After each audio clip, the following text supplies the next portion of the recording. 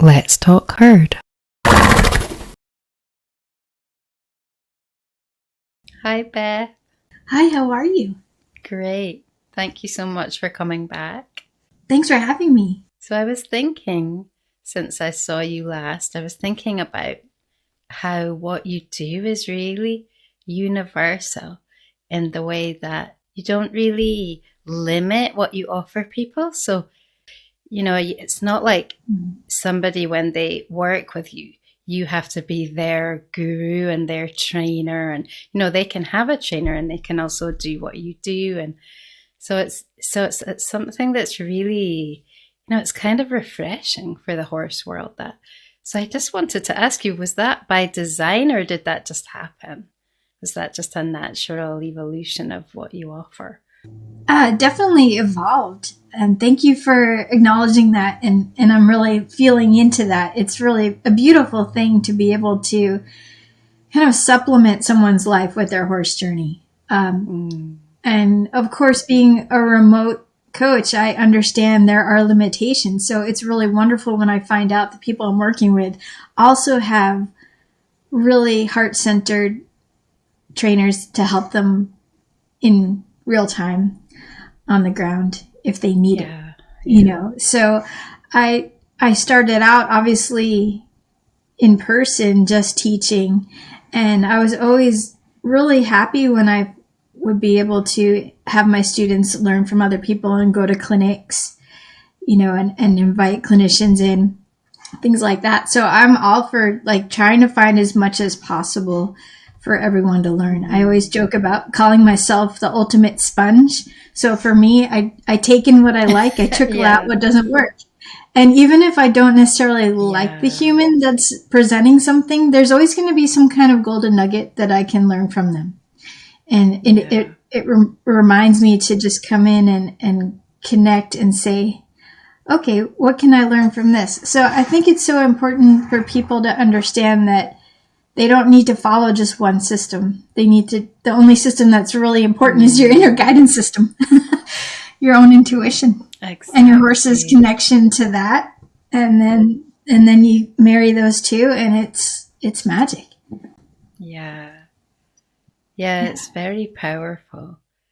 Because I think probably most of us, when we're working with horses, when you're a professional, you kind of feel like you've got to preserve because there is a level of insecurity about it, I think, because we are learning all the time, and you can't just present, it's like you almost need a lifetime's experience before you can be fully secure, in a sense, I think, coming from that point of view.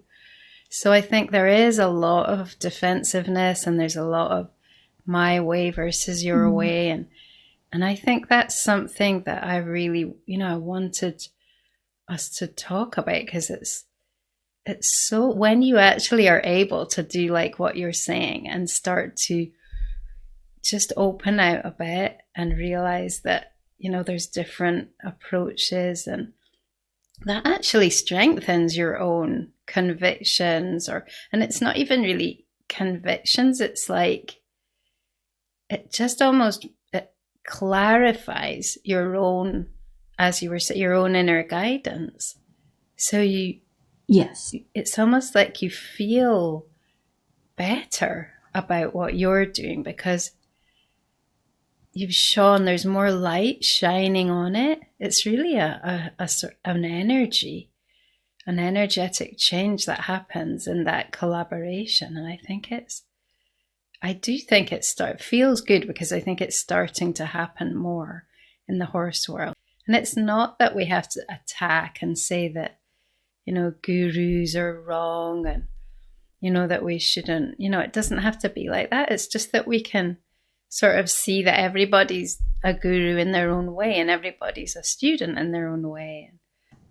Yeah, it's a really nice shift, and I'm seeing it more often as well. I think it's really important to understand that when there are people who say it's only my way, then they're definitely insecure.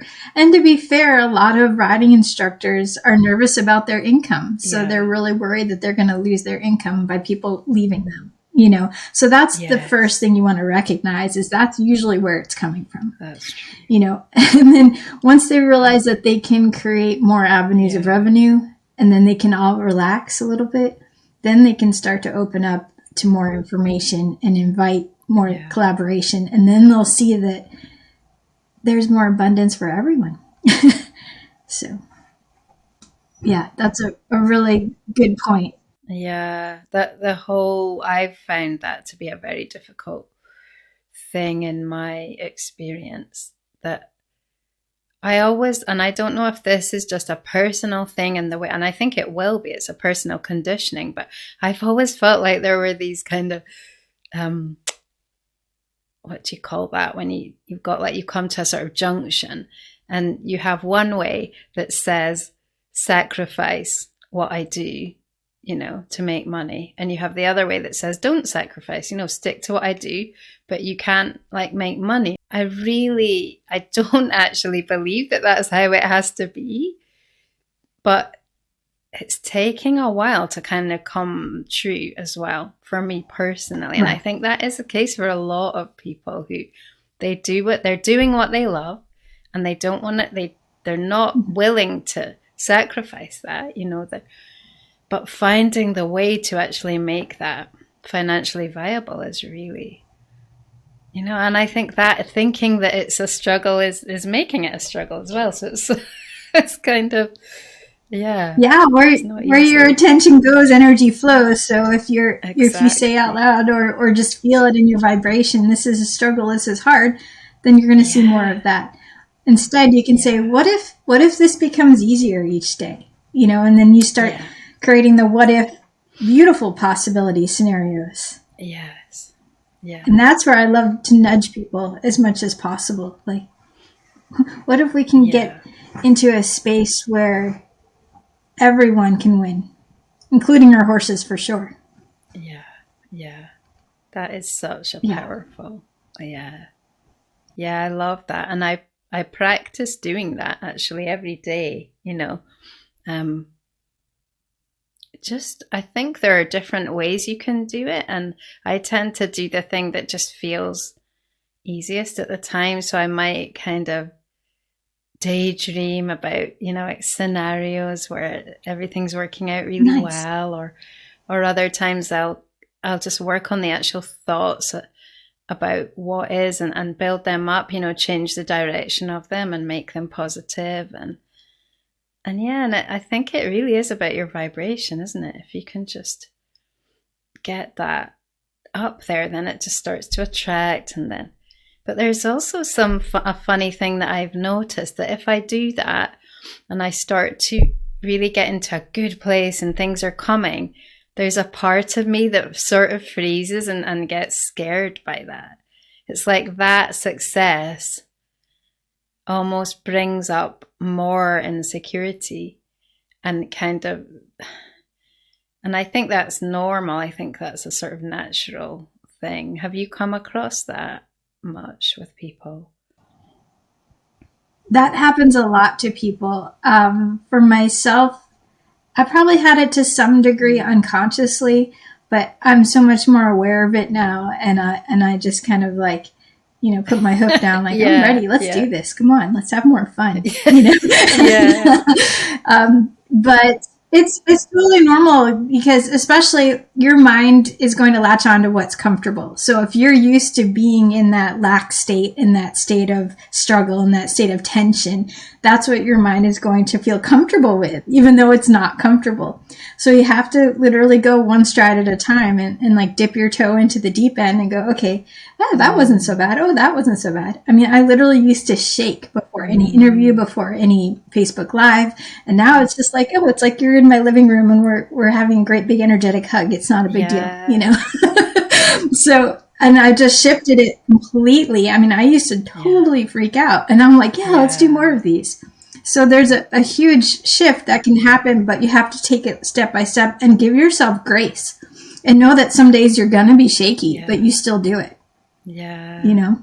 It is. It's an amazing Yeah. process of just sort of I suppose it's the same thing that we do with well, it reminds me of working with horses that have been traumatized or had really, difficult past. And it's just like being in each moment and just experiencing that it's okay, that there's nothing happening now. And then they can kind of come out of that state of alarm, that becomes a kind of habit. And then just, just almost soften into the now, how it is now.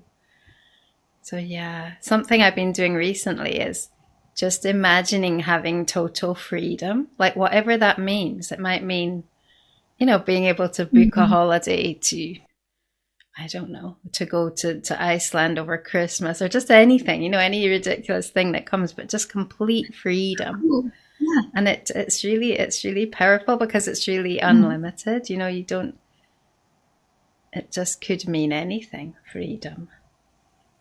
And it's just the vibration, isn't it? It's discovering. Absolutely. Yeah. And if you play into that, it's like a playground in your mind. If you really start to play more, yeah, other possibilities start popping in. And that's how the universe works. You open yourself up to it, and then you're guided by little moments of inspired action. And then you start looking back a few months later like, oh, wow, I've really shifted.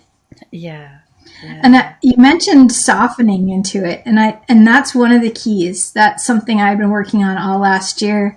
I actually did a whole course with my friend who teaches about the wisdom of Mary Magdalene, and a lot of it is owning your divine feminine energy, that yin energy, that allowing that softness.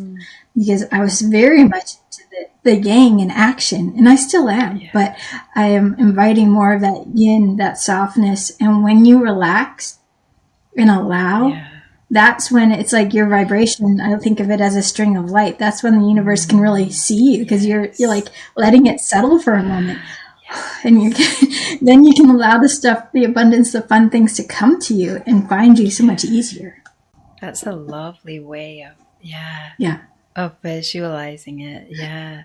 And I think of that also as being in that state of receptivity, like that you're just open and you're not forcing. Because I am a bit of a doer. And I think sometimes that, and also sort of thinking about doing as well. And so that is a completely different state of mind than just, being and just being porous, just opening. And I think, that is something that the horses they're really helpful for as well. So I think when they're in a herd situation and they feel balanced and stable, they just are naturally in that. It's funny because it's almost paradoxical, because it's almost like a complete openness to what is coming into them, and also an absolutely in the flow, so they're absolutely flowing. So I suppose it's like, but that's the two ends of the cycle, really. Right. The coming and the going. Yeah. Yeah. I love that about the horses. It reminds me of that I was working with I have a mare she's quite a funny girl. I don't really know much about her past. I think she originally came from Spain, and oh wow. And then she had some owners in France, but she's definitely had a bit of bullying in her life, because she's quite she's just, think it's because she's a bit different, at the root. She's not really, she sort of panics, and she's so sensitive, and she's got this kind of, it's I mean, you could call it aggression, and it had been a thing for previous owners because they called her Mad Mary. And I changed her name to Marie. Oh. And most of the time, she's such a sweetheart. She's the sweetest horse. And this aggression, like it kind of solidified into just that she had these off days where she was like that. And when she was like that, I just didn't, I just left her alone, and that was fine.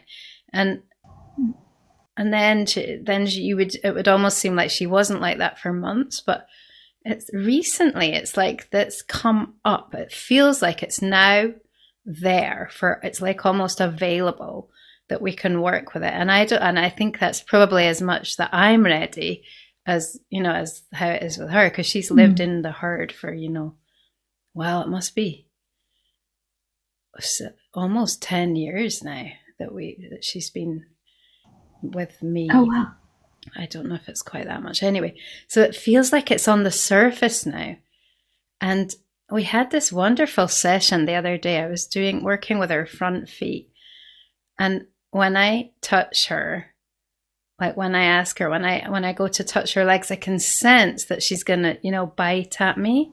Mm-hmm. And it's like, before I would have just said, okay, she's having a bad day, we'll just leave it and come back. And there would be days when she wouldn't do that at all. But this day it felt right that we could just soften it, just as you're saying, just soften it like clay or like. And so I just really gently put my hand on her. And when she came around to bite, I just kind of took her, like just cuddled her basically, and just kind of cuddled her mouth where she was biting from, and just like kissed her and just hugged her. And it's just working more with the energy than with the, and she just, gradually softened so that it didn't anymore. I think the main difference was that I felt her harmlessness rather than me feeling her harmfulness, because at first it felt like, oh, I don't want to touch her leg, because I know that if I ask her to lift her leg, she's gonna bite. And she never actually did bite.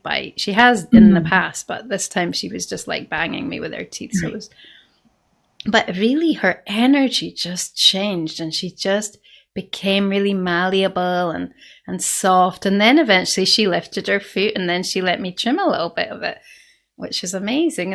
And then she kind of went away. But it was just that. Nice. And it makes me think of what I'm doing with the herd at the moment. A lot of vibrational creativity. So it's like, it's all energy. You can really go back to that root and just work with anything. And with the aggression, it is all about love. And I know that that's controversial, because people say, oh my, you can't have animals being aggressive and all the rest of it. But if you meet it with love, then it just softens and it melts. Absolutely. Yeah. I love that you experienced that. Yeah. Yeah. Do you come across that kind of thing? Does that come into your work at all? Like working with that energy in people and in horses? Absolutely. And even, for example, with my pony, when he doesn't want his hooves cleaned, he'll just kind of walk off. Yes. Yeah. And I have to get my energy quiet and go, okay, you're not into it right now. That's fine. And there are moments where he'll go to nip, but most of it is him just trying to position me to get to a spot to scratch him. Yeah. Yeah. And at first I thought he was trying to actually bite me. And then I shifted and I went, oh, no, he's not trying to hurt me. He could easily hurt me. He's just pushing me in the spots that he needs. And he really was itchy. Yeah. So making that internal shift and realizing he's not aggressive. He's not attacking. He's literally just trying to get a little louder to show me something. Yeah. And that's often what aggressive horses are doing. They're just trying to tell us stuff like, human, wake up. I need you to know this. That's really true. So that's something I tell a lot of people, like, first things first, they're not being bad. They're just trying to give us a message. So if we get quiet enough in our energy, then we can actually receive it. So that's what I teach people, is to get that quiet and really tune in and say, okay, this is what the situation is. Of course, there are moments where if the horse is super aggressive, I say, okay, hold a stick so you don't get hurt. Give yourself some boundaries. I'm definitely one to say, let's just keep our bodies safe. But if you can then relax it and breathe and soften, and then see if they soften with you and mirror that energy, If you think about all of us, like I said, the strings of light, if you think of your horse as a string of light and like it's just fritzing out a little bit, so you just have to envision it's getting more solid and steady. Exactly. So if you put that out there, then it helps to kind of calm things down a little bit too. So that's where you become a little more masterful with your quick manifestations. But it has to come from within first. Like I said in the first interview, it's like breathing into that still point in your lower belly and letting yourself feel the energy come up and down as you need, just like ripples in a pond, you know. And then once you can master that, then you can help influence your horse as needed. Yeah. Or just get super quiet and just feel into what they actually need, and they'll tell you and you'll feel it. Yeah. But it takes practice, and it takes a lot of courage, because some people are really afraid. And that's understandable, because these are big animals. They can hurt us. Yeah. So it's just a matter of, like, maybe if you need to do it, well, there's a fence in between you, and that's okay too. And you start with that. Yeah. You know, just give yourself a clear boundary to then eventually feel like you can feel safe right next to them. Yeah, that really does matter.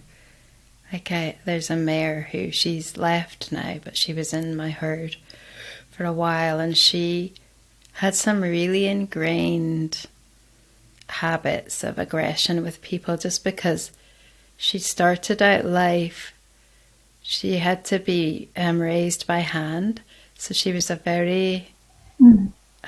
she was very close. You know, some people would say she was sort of spoiled, but she was very close with her owner without a lot of boundaries, which I think would probably have been fine. But then when she went to be trained by someone who was quite dominant with her, and she came back from that experience, or I think another one after that, aggressive. So she'd kind of learned to defend herself, and it was difficult because she didn't really know how to yield to people. So she would get aggressive instead and fill it with that aggression. So what I actually did is I put just a grazing muzzle on her. And then I could feel like I could really be relaxed.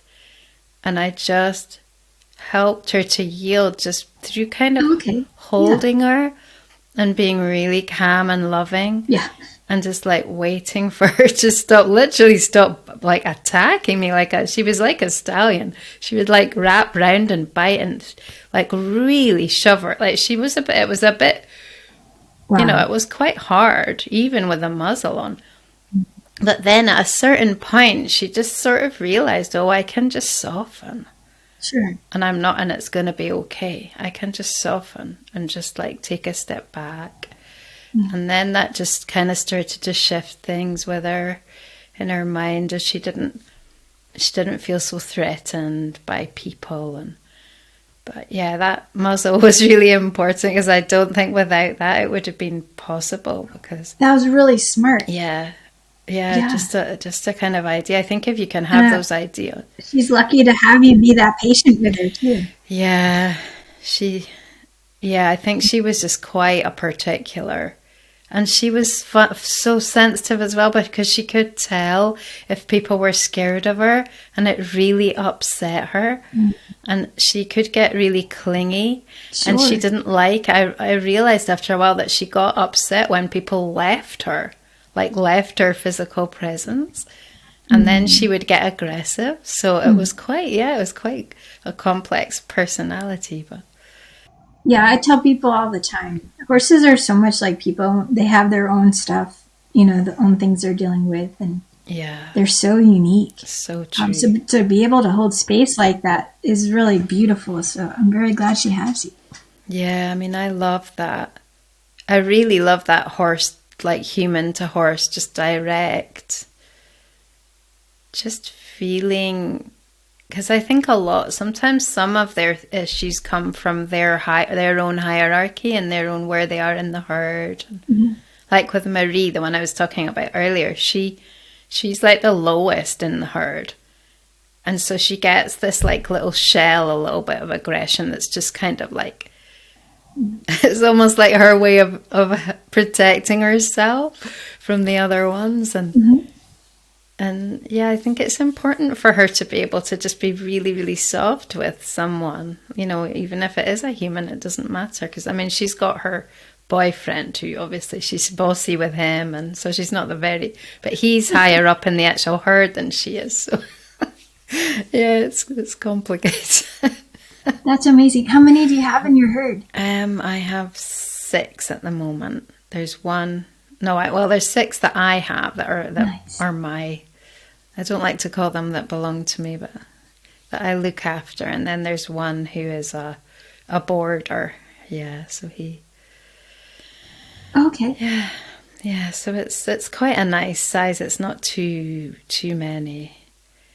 So I think it gets difficult to give them all attention after that when you start to have, you know, more than up to 20. Absolutely. Yeah, the most I had at one time was 5. So, yeah, it's a nice number. I think it's nice to see them as a herd, and I would really like to have the time to be able to sort of, I was thinking this the other day, it's a totally random thought, that it would be nice to be able to note down where they were every part of the day, because they move around a lot. They've got a lot of different areas and they have a whole schedule going on, so it's so it's kind of hard. You've got to book in advance to get time. Yeah. You should get those like outdoor surveillance cameras, you know, like, give you little alerts or something. Yeah. See where they're That's going. fun. Yeah. But what a beautiful thing to be able to offer that. Yeah. Yeah. Well, I said to them before we came here to attract their you know, what is their paradise, you know, their best life. And I think they did that. Yeah. It sounds like it. Yeah. So how are things going at the moment with you? What have you been doing? Anything new or exciting? I saw that you had a course that you were doing with people. Oh, yes. I have a course. It's called Brave in the Saddle. It's 12 weeks where we go through all the small steps to get you feeling safe and confident, all with being able to tune in with your intuition and check in with your horse. So we go through that process to make sure we have all the green lights. And it is a process, and it's absolutely a beautiful thing to see when people go through it. It's pretty much evergreen now. I've created it where I'll be doing Zoom meetings twice a month. So wherever you are in the program is where you meet me, and you can ask me anything, kind of thing. We call it Ask Beth Anything in the group meeting. Yeah. And it's really beautiful, and I'm very proud of it because I designed it for people who have busy lifestyles. So it's 3 short videos a week, all under 45 minutes total. So you can go through it, you can implement. So you learn and implement. That's my key thing. And I think it's really cool because we also have a Facebook support group, so people can tell people what they've done that week, what their brave thing was that week, you know. And it could simply be just signing up for the course was the brave thing, you know. Yeah. And that's such a wonderful thing to have that support. We have right about 15 people in there now, so it's really nice. It's a kind of like group setting, but still get personalized support from me, which is really fun. And then I continue to play with my pony, and I still offer him choices. So this past week, now that the weather's gotten a little better, he's had 2 moments where he said, no, thank you for riding, and 2 moments where he said, sure, hop on. So it's really cool to like feel the difference. Each day is so different. Yeah. Like yesterday, he was really cool about me getting on, but he was like, no arena work. We are going into the woods. And he literally like pulled me over, and I thought he was going to take me back to Indy. Yeah. But no, he took me on a very specific path through the woods, and he was walking with determination. And I was like, okay, I'm just hanging on. Yeah. And it was so much fun. And then when I got off and I thanked him, he was like, we're not done. And he wanted to run in the arena and play on the ground with me more.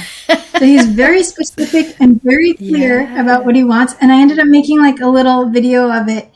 And I always tack up at Liberty. So it's always his choice what he wants to do. Yeah.